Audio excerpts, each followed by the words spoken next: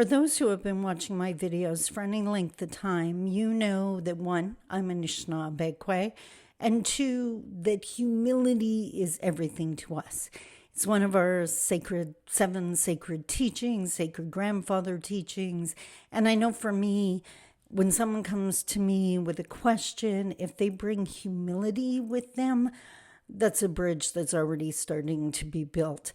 When it's arrogance or judgment, that's got a better chance of being a wall than a bridge.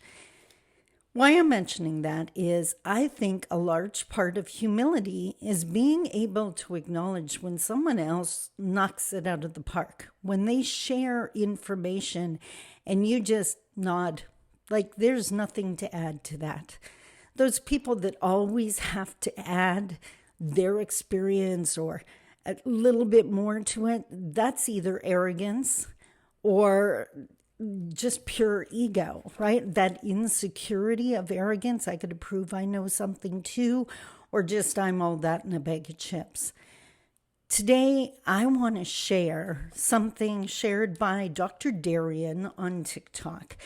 This blew me away. I am going to attempt to find the link and put it in the show notes, but otherwise, you're going to get value from this. So thanks for coming out.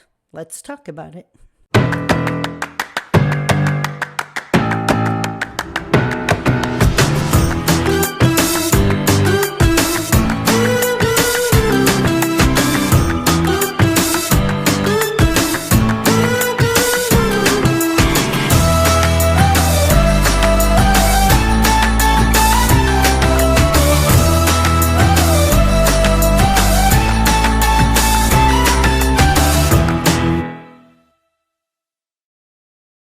Bonjour, Mishko Paganon, Quain Additional Cosmung Dodem.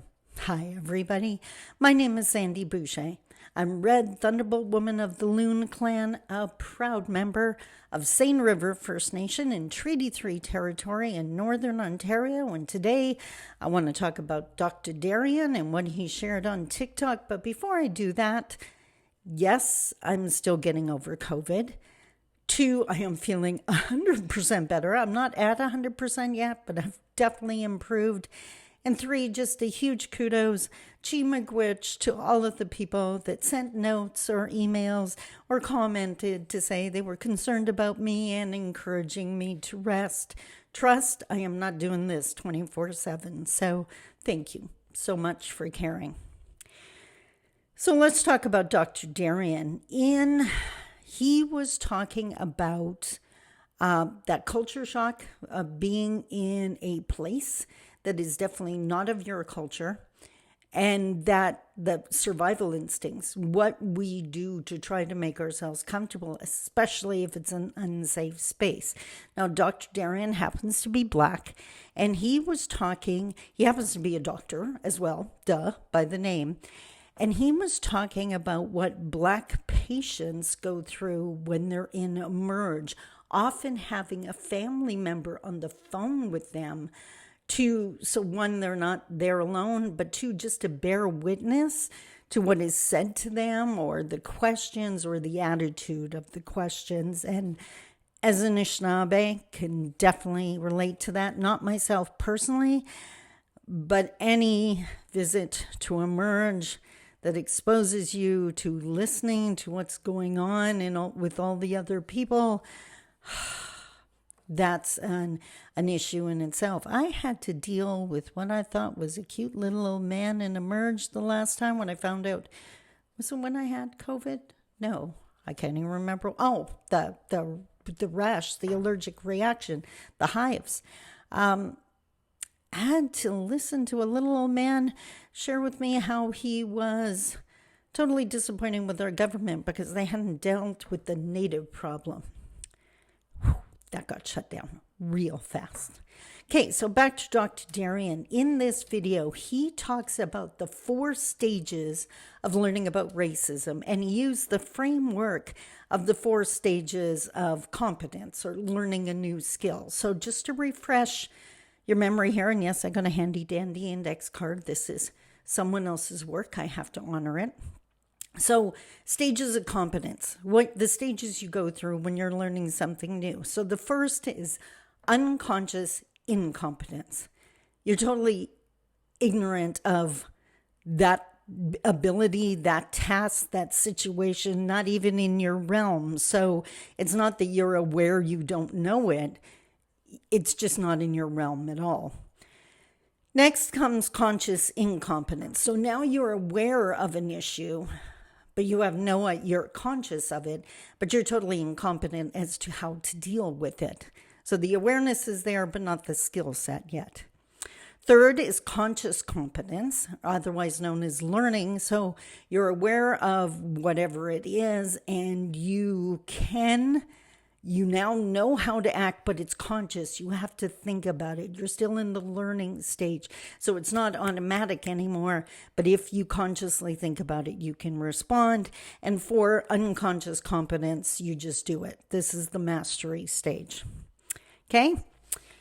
When it comes to learning about racism, this applies way more to non-Indigenous than it does Indigenous, because, I don't know, as Indigenous people, how old were you when you first became aware of racism? Like before you could talk? That person that made a face at you or shied away from you because you had darker skin? Yeah. So, stages of learning of racism. Thanks to Dr. Darian. 1, the unconscious incompetent stage. These are the people that are not even aware racism exists. These are the people that say there is no racism in Canada. These are the people that have no knowledge or understanding of the back-to-back teaching. They believe that what they see and experience is what everyone sees and experiences. Way high on the arrogance or ego. These people cannot do anti-racism work because they're not even aware it exists and could even go as far as denying it. I'd be willing to bet those people either A, are not on my channel, not watching this video, or B, they're the troll comments. So, yeah. By the way, if you're new to my channel, because I think 70% of the people that watch my videos are new to my channel, miigwech for showing up. Here we talk about all things Indigenous Canadian reconciliation, whether it's empowering Indigenous people or enlightening non-Indigenous, giving them the missing pieces of information that our formal education system has yet to pick up. Okay, so welcome. Stage 2 of learning about racism, again, is that conscious incompetence stage. So now this is a lot of my followers. So they are aware that anti-Indigenous racism exists, but they can't do anti-racism. What can I do? I don't know what to do. I don't know what to say. Or there's nothing I can do.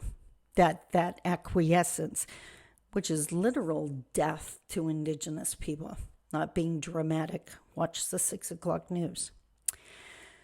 So 1, I appreciate that you're here. I appreciate that you're trying to learn. We need so much more from you than just you learning. Take the risk of making a mistake. In other words, do something. Okay.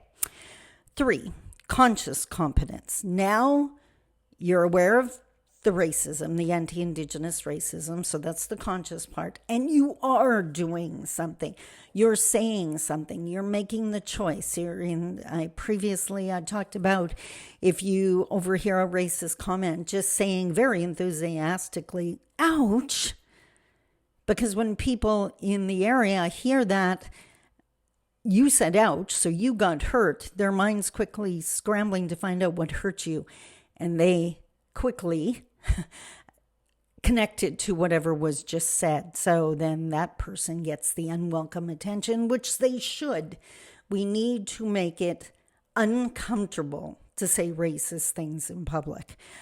Freedom of information is not, or freedom of speech is not freedom from consequences. There needs to be consequences. So these are the allies, right? In stage 3. And then where we want to get everyone to the university, master's degree, the mastery level, unconscious competence, they act without thinking. They just act, meaning it's not that I should say something, they say something. It's not, I should send an email, they send the email. They know that they've taken on the responsibility of being an ally. Because remember, ally, we should think of it as a verb, not a noun. You're an ally when you're in action doing something. And by the way, you should never refer to yourself as an ally. It's not a self-appointed thing. I don't care if 4 different First Nations consider you an ally. If I've never met you, don't introduce yourself to me as an ally. I don't know if I can trust you. So you can earn that by showing me what you do. So there you have it. Unconscious incompetence, not even aware racism exists. Conscious incompetence, aware, but I have no idea what to do. Conscious competence, they're aware and active. They're choosing to take the steps. And unconscious competence, they just act. And you know what? I should come up with a list. We should honor the mastery level allies because they are so valuable and so needed. And they definitely are a breath of fresh air and give us the chance not to have to fight every single battle. I hope that made sense. Again, I'm going to try my best to get that link for you. If not, search Dr. Darian on TikTok. I do not think you're going to regret it. Until tomorrow, I love you. Take care. Bye-bye.